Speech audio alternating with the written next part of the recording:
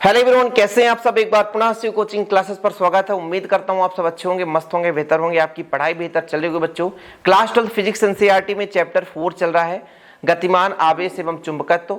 जैसा कि आप लोगों को पता होगा कि हमारे ऑरस्टेड साहब ने बताया भैया कि जब किसी चालक तार पर धारा बहती है या कि मान लीजिए कोई आवेश गति कर रहा होता है तो उसके चारों ओर चुंबकीय क्षेत्र जनरेट हो जाता है। इतना केवल उन्होंने बताया था। इसके बाद एम्पियर के तैरने का नियम आया, जिससे बताया गया कि उसके चारों ओर किस प्रकार से चुंबकीय क्षेत्र की दिशा होती है। इसके बाद आपने मैक्सवेल का दक्षिणावर्ती कारक पेंच का नियम समझा बच्चों, और हमने बताया था दाएं हाथ का नियम। और आज हम दाएं हाथ की हथेली का नियम समझाएंगे। इसलिए हमने एक चालक तार लिया है और इस चालक तार में धारा बहाते हैं। तो दाएं हाथ का जो हथेली का नियम है ना, हथेली का नियम देखो, दाएं हाथ का नियम अलग है, फ्लेमिंग के दाएं हाथ का नियम अलग है, लेकिन दाएं हाथ के हथेली का नियम अलग है। सबका अलग अलग काम होता है।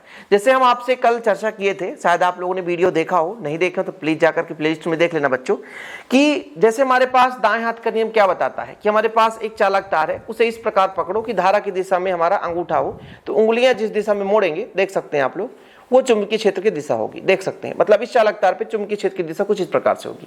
ये है, ये दाएं हाथ का नियम बताया था कि हमारे पास धारा की दिशा ऊपर की ओर, अंगूठा भी ऊपर है, उसे इस प्रकार दाएं हाथ से पकड़ो कि उंगलियां का जिस दिशा में मोड़ा जाता है, पकड़ने के लिए भाई जैसा ऐसा अंगूठा है तो हम ऐसा तो नहीं कर सकते, अंगूठा ऊपर ही होना चाहिए, ऐसा करेंगे तो अंगूठा नीचे हो जाएगा। तो पकड़ेंगे हम इसको, तो पकड़ने के लिए उंगलियों का सहारा लेंगे, तो उंगलियां जिस दिशा में मोड़ना पड़ता है वही वो चुंबकीय क्षेत्र की दिशा होती है। और दाएं हाथ की हथेली का नियम क्या बताता है, मान लीजिए चालक तार है, इस चालक तार से इस बिंदु पर हम इतनी दूरी पर हम एक विद्युत चुंबकीय क्षेत्र की तीव्रता निकालना चाहते हैं, चुंबकीय क्षेत्र की गणना करना चाहते हैं। भाई यहाँ पे चालक तार है, इसके चारों ओर चुंबकीय क्षेत्र है, मान लीजिए इस बिंदु पर कितना चुंबकीय क्षेत्र है, इसके लिए हमारे पास दाएं हाथ की हथेली का नियम काम आता है। दाएं हाथ का हथेली का नियम है क्या कि हमें अपने दाएं हाथ की हथेली को इस प्रकार फैलाना है, कुछ इस प्रकार से देखो, ऐसा देखो आप लोग, ठीक है, इस प्रकार समझ में आएगा। दाएं हाथ के हथेली के नियम में आप दाएं हाथ को इस प्रकार फैलाओ कि जो हमारा भैया हथेली है, ये देखो जरा, यहाँ पर देखो उंगलियां, ये उंगलियां कहेंगे, ये पूरा हथेली है, और अंगूठा परस्पर लंबवत हो, ये देखो परस्पर लंबवत है, ठीक है। अब इसमें ये बोला गया कि ये परस्पर लंब, अब इस प्रकार से हम करते हैं कि हमारा ये जो उंगलियां हैं, अंगूठा परस्पर लंबवत है। अब यदि ये अंगूठा विद्युत क्षेत्र की दिशा को बताए और ये किसको इंगित करे, जिस बिंदु पर हमें तीव्रता निकालनी हो, तब इस पर चुंबकीय क्षेत्र की दिशा इस हथेली के लंबवत बाहर की ओर होगा। मतलब इधर तीव्रता नहीं हो सकता, चुंबकीय क्षेत्र की दिशा इधर नहीं हो सकती, इधर ही होगा। फिर से समझो भाई साहब, दाएं हाथ की हथेली को इस प्रकार फैलाओ कि उंगलियां और अंगूठा परस्पर लंबवत हो। लंबवत का मतलब 90 डिग्री कोण बने। यहां पर देखो, कुछ इस प्रकार से देखो, दिख रहा है ना। चलिए, तो हमारा जो हथेली का उंगलियां हैं और अंगूठा परस्पर लंबवत हो, परस्पर लंबवत हो मतलब 90 डिग्री कोण बनाए। और यदि हमारा अंगूठा विद्युत क्षेत्र की दिशा को दर्शाए और हमारा ये उंगलियां हैं उस बिंदु को इंगित करें, ये जो उंगलियां हैं बच्चों, उस बिंदु को इंगित करें जिस बिंदु पर हमें चुंबकीय क्षेत्र की तीव्रता ज्ञात करनी हो, तो हथेली के लंबवत बाहर चुंबकीय क्षेत्र की दिशा होती है।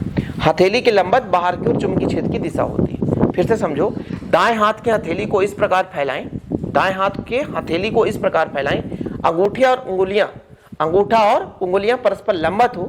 तो अब यदि ये अंगूठा धारा की दिशा को बता रहा है, ये जिस बिंदु पर हमें चुंबकीय क्षेत्र की तीव्रता निकालनी है उस बिंदु को इंगित कर रहा है, तो चुंबकीय क्षेत्र की दिशा लंबवत बाहर की ओर होगा, हथेली के लंबवत बाहर की ओर होगा, ठीक है। यदि हम हथेली ऐसा कर देंगे तो इधर हो जाएगा बच्चों, ठीक।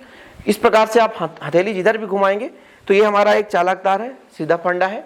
इस प्रकार से हमारा धारा ऊपर बह रहा, अंगूठा की दिशा ऊपर की ओर, ये उस बिंदु को बताता है जिस बिंदु पर हमें तीव्रता निकालनी है, चुंबकीय क्षेत्र की तीव्रता, तब चुंबकीय क्षेत्र की दिशा हथेली के बाहर लंबवत बाहर की ओर होता है। इसको कैसे लिखना है लास्ट में आप लोगों को स्क्रीनशॉट दे दिया जाएगा।